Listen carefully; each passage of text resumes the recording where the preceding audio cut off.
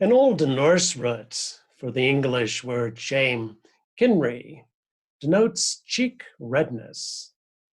Our body, as well as our mind, protests when we break a rule we have for ourselves. When we do or are something we've been telling ourselves we shouldn't do or be. We may want to continue holding on to rules like thou shalt not kill.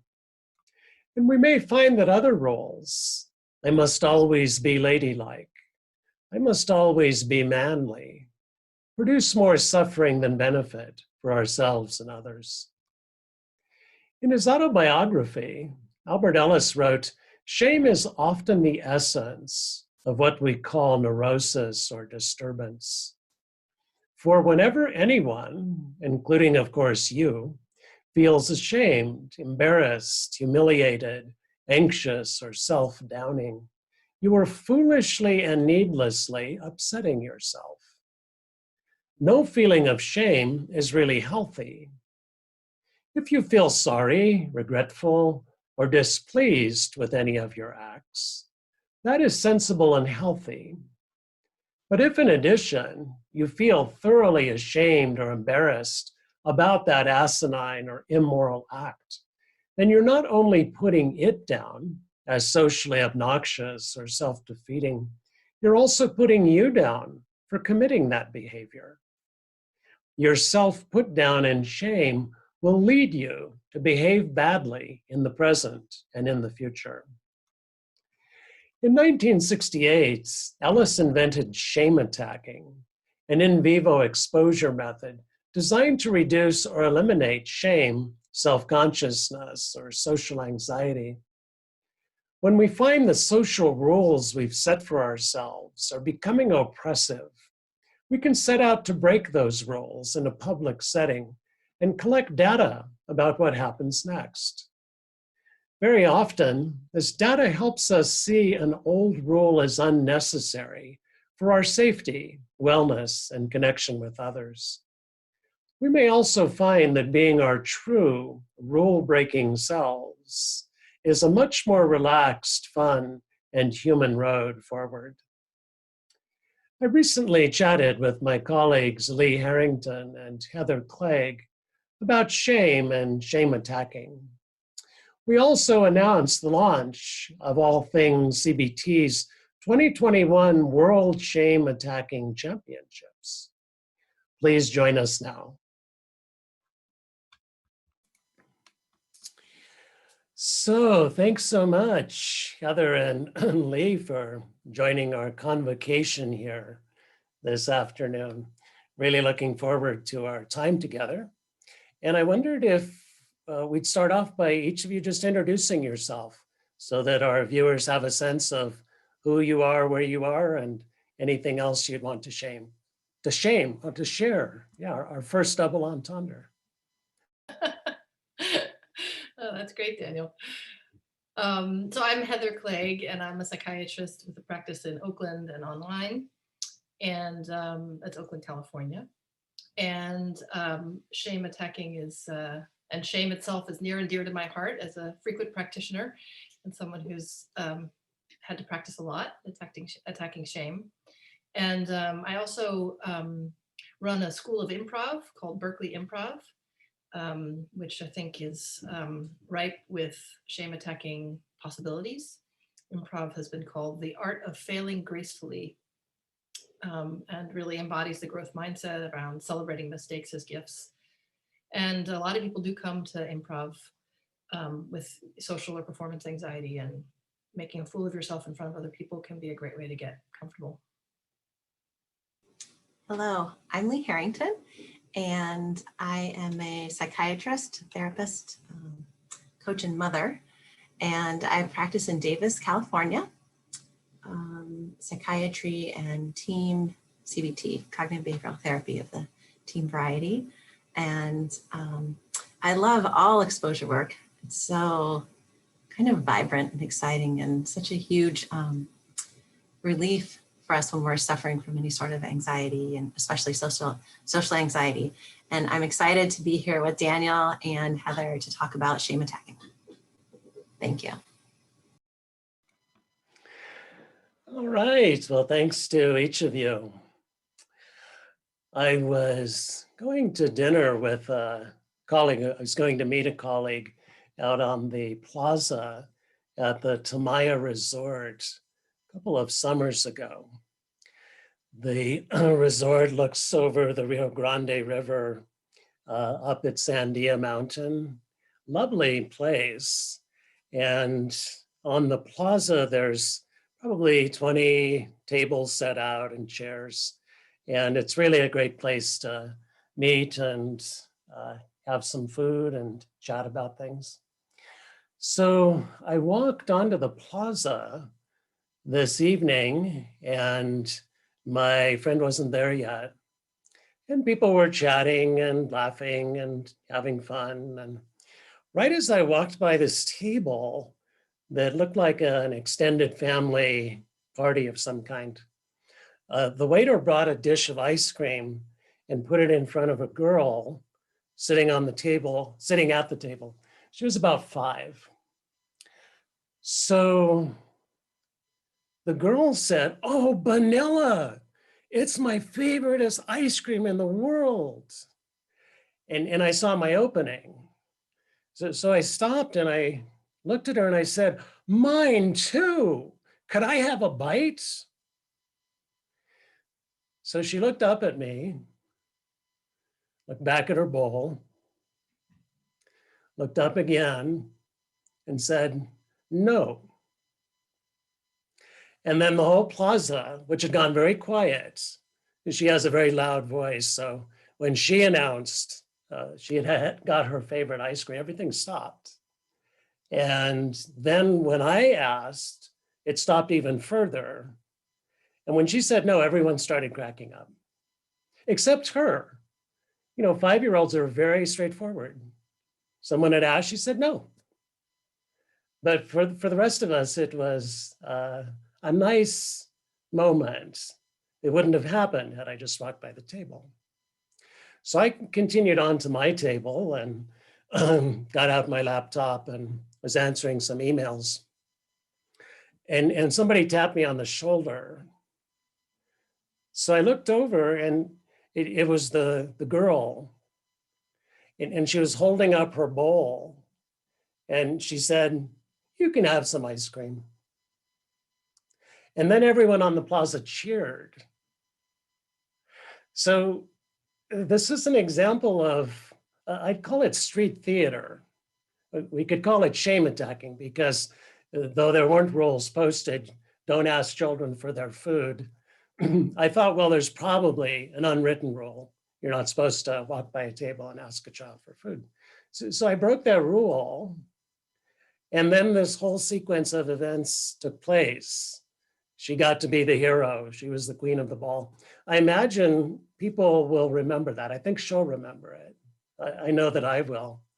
And probably her family will tell her child when she has a 5-year-old child, you hear about what happened when that strange man asked your mother for ice cream?" So this is shame attacking. And I love doing it. As you can tell, I'll do it at the drop of a hat. And I seldom do it with any more preparation than that. I just know it's important to inoculate myself regularly and seize these moments to break some rules and see what happens. And there's not a single time that I've done that and regretted it afterwards. Heather, I think you have quite a history of shame attacking. Would love to hear one of your adventures. I love that story, Daniel. And it's a nice example of probably some vicarious healing that was happening on that plaza when even though you were inoculating yourself, it sounds like many people benefited. Well, let's see. Yeah, I do. So in doing improv, there's a lot of shame attacking because you get up and you do things that are basically impossible to do well. And so you kind of have to cast aside any effort at perfection and just go for what's happening in the moment, which sometimes falls terribly flat and sometimes is hilariously fun. Well, my teenage son and I were getting into some shame attacking exercises at the airport, and we're daring each other to do different things. I dared him to sing "If You're Happy and You Know It," which he did very proudly, kind of walking around the seats where people were waiting. He had dared me to get us going when we were checking in our luggage to ask the man at the luggage counter how much it would cost to ship myself in the suitcase. And I don't think he entirely understand, because he said, well, it depends on how much the suitcase weighs. So then I said, well, do you want me to stand on the scale? And I started to get on the scale, and then suddenly he realized what I was saying, and both of us burst into laughter. So that was a lot of fun. So let's see. And then I have one other story, which is I'm in a team therapy training group, and we decided as a group to go out and do shame attacking. And one of the members of the group was very shy about doing anything in public. And so her shame attacking was to sing and to busk. So we had actually Brandon Vance played the guitar for her. This is Amy Spector. I don't think she'll mind me telling this story. And so she had to sing and had put a hat out, and she was terrified that something terrible would happen. But actually people passed by, started putting money in the hat. So that was a nice disproving of her expectations. So I'll pass it over to Lee. I want to hear your shame attacking stories. Those are great, Heather. Thank you. And I love the your story in the square, Danielle. I was thinking about a couple of different aspects of shame attacking, and I loved how you both shared them, kind of like about inoculating ourselves and testing kind of unwritten rules and disproving our own expectations of for acceptance, for example. I think one piece related to shame attacking is disproving our own fear of unacceptance and being judged. So I'm thinking of a couple of examples. So one of them did have to do with self-disclosure, involve self-disclosure as part of the shame attacking. So I was at a conference with David Burns, leading the conference, and other colleagues, and one of the colleagues did a little session on shame attacking. And so many of us went out on our shame attacking tasks, and mine was to attack this idea that, I need to be perfect, and I wouldn't be accepted if I weren't perfect. I wouldn't be good enough. And so there were several of us who had similar thoughts along those lines. And we incorporated some self-disclosure in our shame attacking. So we made signs that said, I'm not perfect, honk if you like average. And we stood out on the streets in South San Francisco. And some people honked and some people did not. But we dutifully stood there with our signs and attacked our own shame and fears of not being good enough and not being accepted for not being perfect. That was one of my favorite shame attacking exercises. And I did another one around the same time that's not too far off from Daniel's with the young child, where I walked up to someone in a restaurant and said, "That looks really good. May I have some of that?" And I think the person was a bit surprised by my request, but in the end said, "Sure." I brought my own, and I was like, "I brought my own fork." And they said, "Sure, no problem." And I thought both of those were beautiful. And the last one I'm thinking of is one in our group that I was not the person singing, but we had someone who decided to do some singing for the group. And I think what was great about the singing example in our group is noticing how when we're doing shame attacking, sometimes our anxiety will go up as we're doing it before it later falls down. And I was able to observe that one a little better, I think in part because it was one of my colleagues who was doing the singing and the shame attacking. And we were checking what was the level of their anxiety as they were doing the singing. And we noticed it, it got just went up and up and up.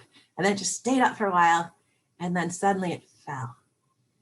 And that was a cool moment in which we all felt a lot of joy and appreciation. So I think that's where I'll leave it for now. Those are my a few shame attacking stories to share for today. Thanks so much, Heather and Lee. As I was listening to you, was thinking that maybe at the end of the day, shame attacking is about self-accepting, that we have these rules, that we will accept ourselves if we don't make a scene, say, don't draw attention to ourselves, don't impose on others. This is one that my patients frequently bring to me. I don't want to be a burden. And I think what's happening behind the scenes there is a person saying, well, if I perceive myself as being independent, standing on my own feet, then I'll accept myself. But if I need someone or I want someone, I would reject myself because I'd be saying, oh, I'm burdening that person, asking them to give me some food or to give me their ear so I can tell them about some suffering that I'm experiencing or something. So while shame attacking always has that social dimension, it's an interpersonal thing. I think at the end of the day, what we're talking about is just accepting ourselves. And I don't know of any better way to accept ourselves than to place ourselves at risk of being rejected, judged, or criticized by others. I love that, Daniel. I mean, how do we know kind of where our boundaries are if we're never risk even getting the slightest bit close to them, right? And so, there's sort of this expansive quality to what you're saying, like, trying things that are outside of, the behaviors that we know are totally safe. And we're talking about kind of the classic Albert Ellis shame attacking, do something sort of ridiculous in public.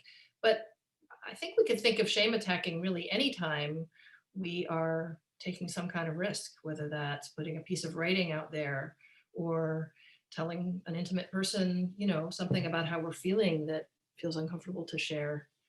These are all ways of manifesting self-acceptance by, in a way, self-disclosing and sharing that part of ourselves with the outer world.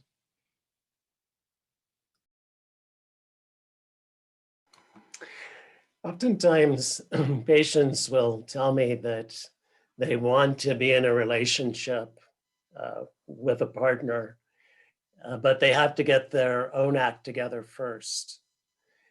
And I think that those are distinct areas of human life, our relationship to ourselves, our feelings, thoughts, behaviors, etc., and our relationships with other people. But in my experience, personally, and in my clinical work, they're like feet walking. If I really want to come into self-acceptance, I can only do that in the context of intimacy. I can't do it on my own. And it flows the other way too. If I want an intimate relationship, I need to be standing up in my own life and not asking someone else to carry that weight. So it's probably unnecessary to talk about self-acceptance or other acceptance. We could just talk about acceptance.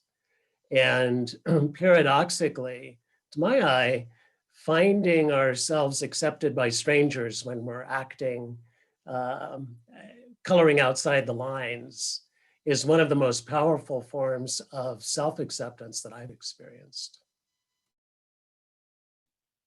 Well, I love that, Daniel. And I think I'm doing a little shame attacking right now because I had this brilliant point I was going to make and it just went out of my head. Something about, oh yes, I know what I was going to say is I think that our shame, we talk, in team CBT, we often talk about what's positive about negative emotions, such as shame. And, the experience of shame can just feel so terrible. It's hard to imagine what could possibly be positive about it. But I think of it as, our mind's way of trying to protect us from judgment, protect us from getting hurt or rejected. And maybe we have little should statements that are rules, to manifest that protection. Like I think of it as sort of little shields we might carry around. I shouldn't bother anybody. I shouldn't draw attention to myself. I shouldn't put myself out there. And there's value in that, but there's of course a great cost, which is that we never, you said that self-acceptance requires intimacy. And I would say that's true both in the context of a close relationship, but in a way also with the world. That when we lay down this shield of a should statement and we get out there, we make direct contact with the world, we get all this feedback for ourselves. We really have this tremendous learning opportunity to feel what the world feels like. We're letting the world know what we're like, but we're also getting to know the world much more directly. And that can feel so enlivening. And I know that when I'm performing, I often have kind of butterflies in my stomach and emotional sensations that can feel very close to shame and embarrassment. And they just can tip right over into feeling energizing and enlivening. So I think there's something really exciting that can happen when we open up this path.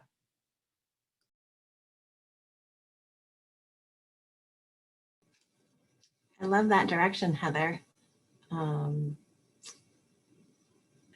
that how it can tip from feelings that can be similar to shame or embarrassment, and then tip over into energizing and enlivening.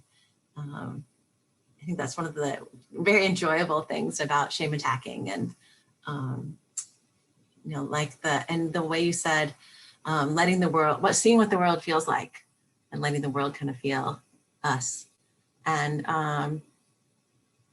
I think most of the time that feels amazing, but there are other times it's scary, right? And sometimes it's scary and amazing, both. I think of how useful it is for us to, stay in the lines most of the time, follow the general rules of the world most of the time. That's very adaptable for us, right? We have our society by having most of us do that most of the time, right? And I imagine what a world of chaos it would be if we were all, shame attacking basically all of us all the time, right? We wouldn't know what to anticipate, right? And there's something fun, like even in your opening story, Daniel, about how it was, so unanticipated. That was part of the joy and fun I felt in hearing your story. And I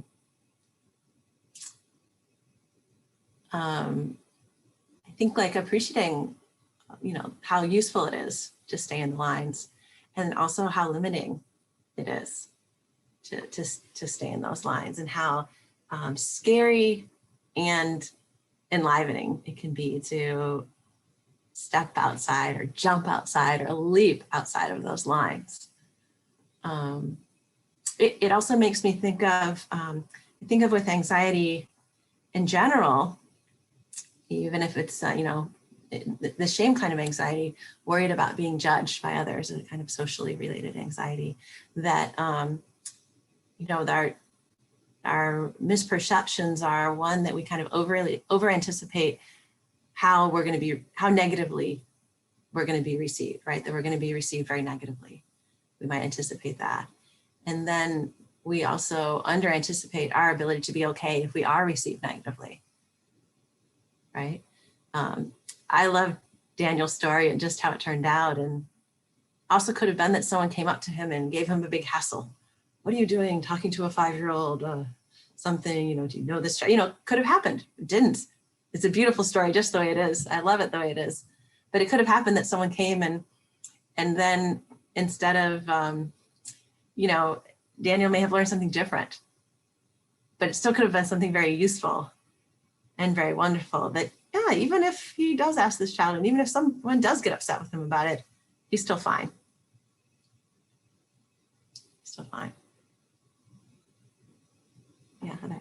Yeah, as you were talking, I thought of your aphorism that like sometimes people do judge you or things really aren't so great. And I did an improv show with my group And it was terrible.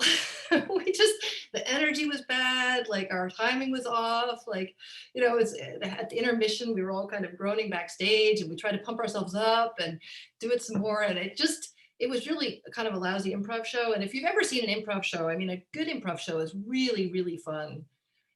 And I think a bad improv show is like one of the circles of hell, like up there with like being trapped inside an NPR pledge drive for the rest of your life. And so anyway, but this was like a really high stakes show because one of the people in the group had his fiance and her mother watching.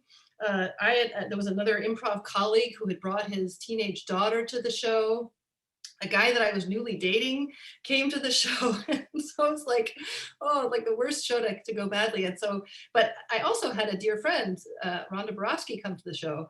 And so I went down and I was kind of, cringing. And my son was there.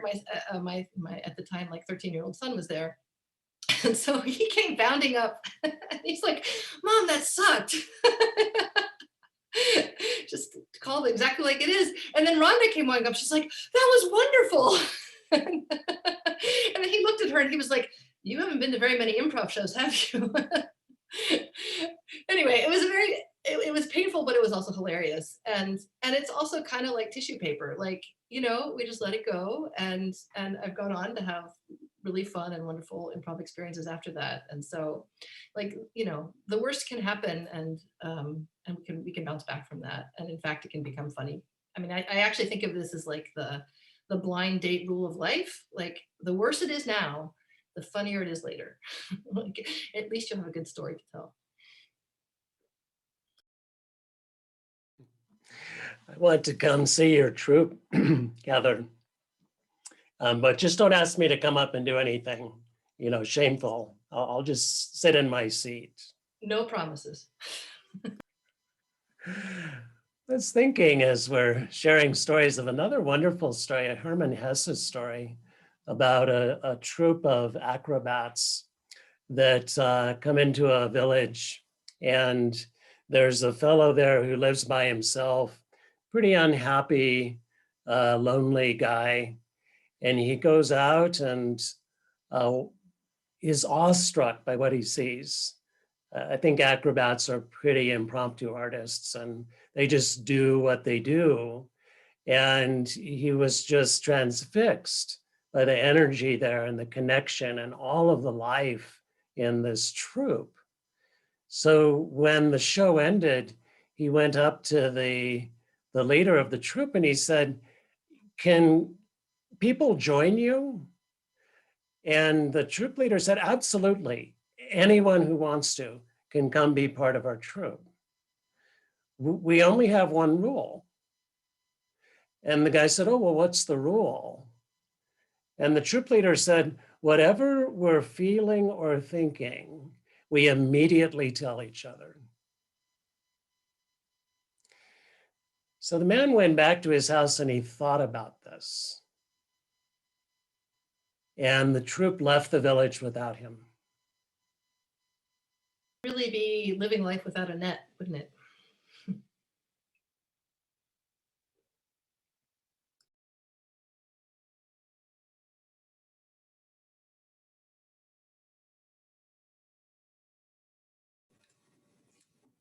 It makes me think of what secrets we keep.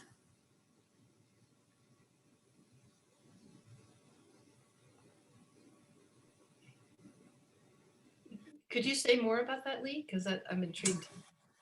Well, I'm feeling my own unspoken rule that because I felt a little bit of sadness. I thought I shouldn't be feeling sad here. Like we're, having a fun collegial conversation and about exciting things like shame attacking. And I felt a little bit of sadness. I was like, oh, that's not the tone I was feeling before.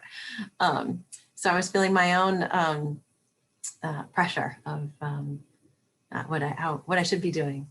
I'm just thinking, just how my general thought is like, yes, I want to hear everything you're thinking and hearing to my colleagues, my friends, my fellow humans. but that might be a lot. Right? Yeah, so. Lee, I just wanted to say how much I appreciate you bringing your sadness into this conversation. And just in general, how real and authentic I experience you to be every time I get to spend time with you. And I think it's such a powerful story because there's a legitimate choice to be made. And it's one of the sadnesses of life that we're probably wisely not always authentic. I mean, you kind of said what chaos it would be if everyone was shame attacking all the time. I mean, what came into my head was sort of an appreciation of shame. Like, what would the world be like if people didn't feel shame? I think we've had some examples of that in our world recently. And, you know, you said how constraining it is to always have to color in the lines. But it would be pretty constraining to have no lines. And actually, Daniel, you said to me once, you know, we're not obliged to tell everything that we're thinking. And I remember feeling tremendously grateful for that, because my mind generates all sorts of thoughts that I'm happy not to have to kind of put my name on. And at the same time, I'm grateful for the opportunities to test that out, to put thoughts out there, to test run some thoughts, and put them out there to learn about them by putting them out in the world. And often I decide, you know what, actually that might not have gone so well, and maybe that's not what I think, but I wouldn't have figured that out just inside my own head.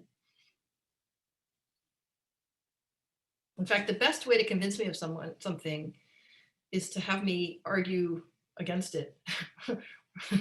If you have an argument with me and you really let me go at it, chances are you'll convince me that I'm, you know, that I'll start to doubt myself, because I will have engaged with you and really listened to you, kind of like, you know, if you really let me try to convince you of something, I'll probably convince myself out of it at the same time.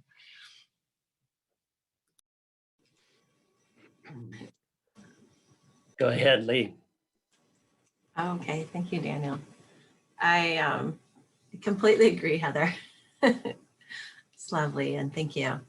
I was thinking when you were talking about, you know, how constraining it would be to like always be in the lines, and I don't know that you used the word chaos, but the word chaos came into my mind about, you know, if we're just outside of the lines all the time. And it made me think of Daniel Siegel, who talks about us, you know, when we're stressed, we can get caught in chaos or rigidity.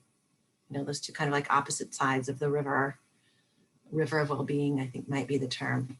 And so maybe we can think of shame attacking as really helping us when we're stuck in rigidity, you know, bring that little bit of freedom to help, you know, break us free from that rigidity and let us kind of flow in the water, in the river of well-being. And maybe it's possible that we could get to go too far and, you know, shame attack all the time, and we might end up in kind of chaos. But especially if we have a tendency to end up in that kind of side of rigidity when we're stressed and worried and concerned about judgments, and we must stay in the line, that shame attacking is a beautiful tool to break us out a little bit and to just bring us back into the middle of the river.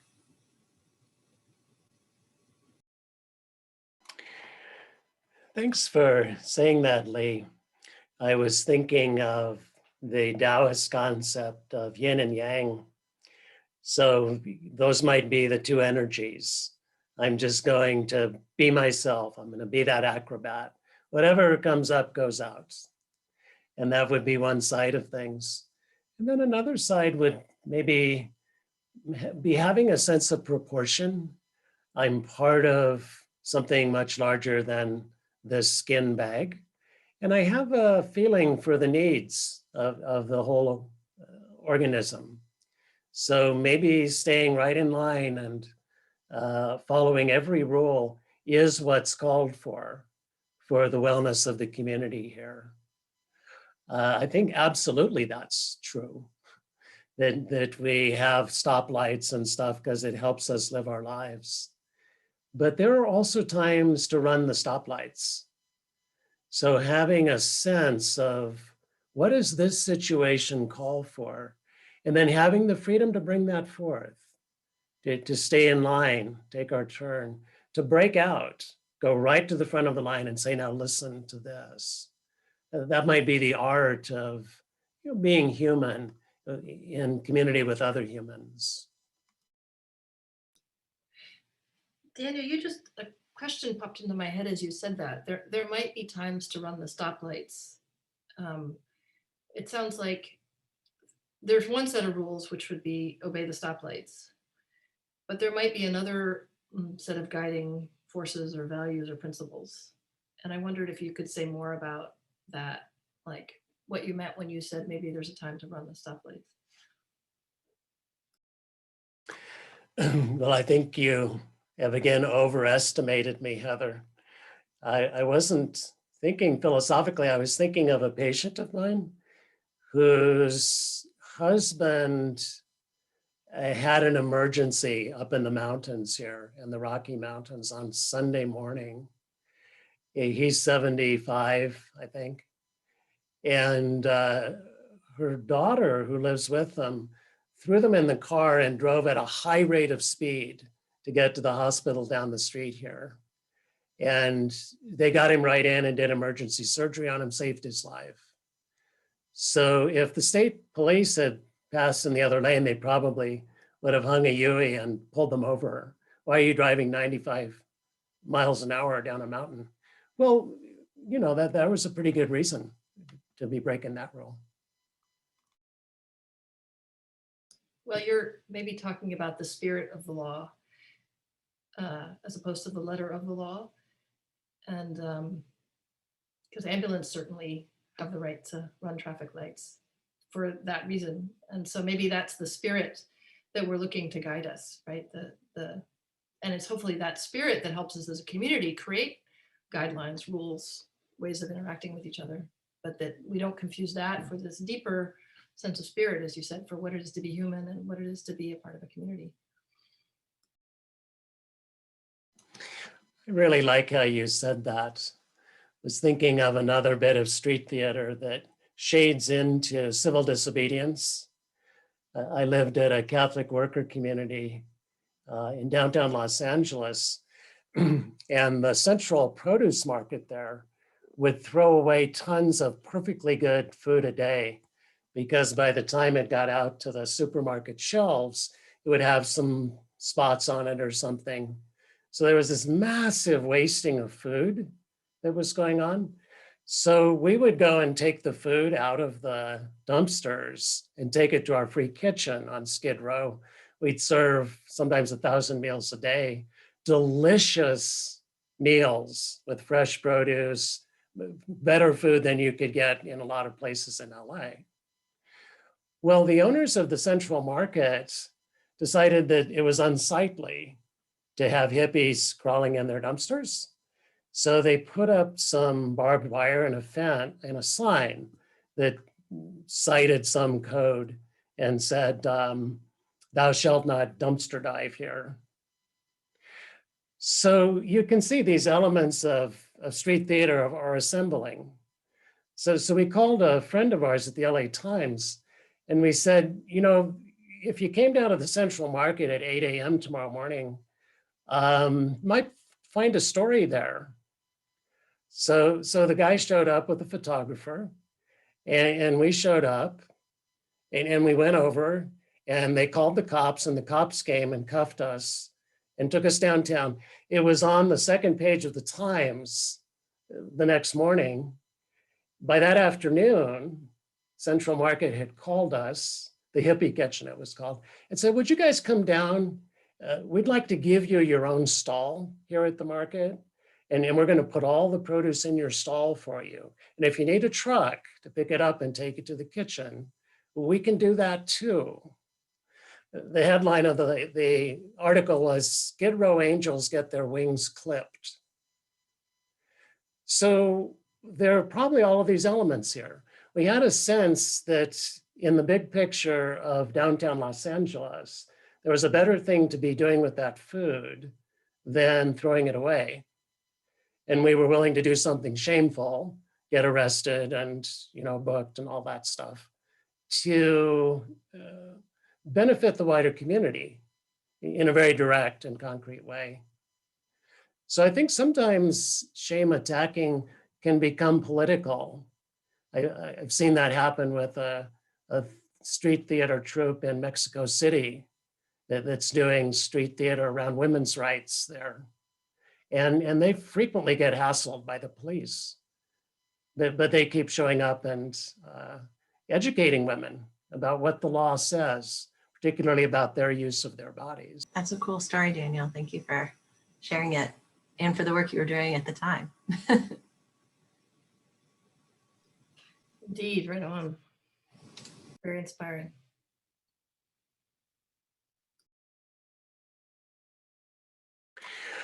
Well, as you know, we're sponsoring the 2021 World Championships of Shame Attacking, and you can enter our contest and tell us your story. It's the page tab at allthingscbt.com. So Heather, Lee, and I will be judging the entries and awarding valuable cash prizes and suitable notoriety to the winners of our contest. We decided we were the perfect people because we're all highly judgmental and we can't wait to judge your stories. But actually, more importantly, we're just looking forward to having fun with you. So we hope that you'll throw in with us, share a story that you have already, or maybe we'll inspire you to go out and create a winning entry for our World Championships. As you can see, the three of us have set the bar at a certain place. So you know what is happening on the street currently. I wonder, Heather or Lee, would you like to say anything more about our contest or shame attacking or anything else before we say goodbye this afternoon? I just wanted to note that I appreciated that you didn't indicate that we set the bar either high or low. Yes, much appreciated. I think I'd say that for us to encourage everyone to be very wide open in your idea of what shame attacking is and can be. And of course, David has references to shame attacking in his books, and we've given a number of examples. It can be anything that's kind of attacks a specific fear. It can be something that includes self-disclosure, or it can be something that, how did you say it, Daniel? Just how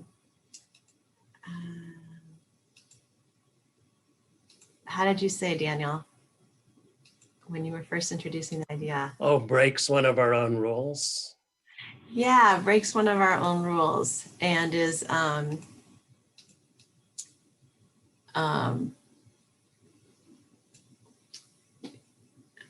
can't think of the word, but yes, it could be something that breaks one of our the rules that we an unspoken rule that we believe exists. So kind of spending a little time thinking about, like, what are the unspoken rules here that exist? How could I test those boundaries? How could I try something else? Try something out. You know, just something popped into my head. It's kind of a big topic, but I thought it would be important to mention that the three of us are white and have white privilege. And so things that would be safe for us to do as shame attacking might not be for a person of color. And I just wanted to name that, that the way the world responds can really depend on how other people perceive your identity.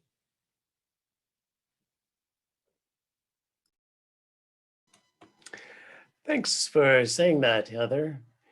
I think there are also different rules for men and for women, and for young people, old people. And that's part of that unwritten code that we would all be reading And we'd all have our own version of the code. And it would be very context specific. What would fly in Anchorage, Alaska, might not fly in Memphis. So it's a wonderfully wide topic. Perhaps in our contest, folks could shed some light on that. I'm assuming we'll be getting entries from around the world. And it would be great to have people speak to their particular cultural context in how they set their entries up.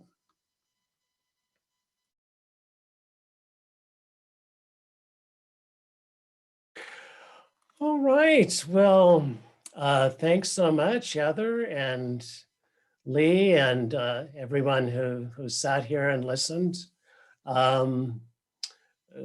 Go forth, and I guess the only other thing I'd have to say at this point is shame on you.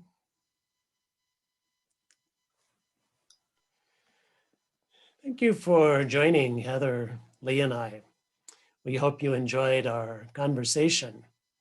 If you did, consider subscribing to this channel and consider submitting your entry to the 2021 World Shame Attacking Championships.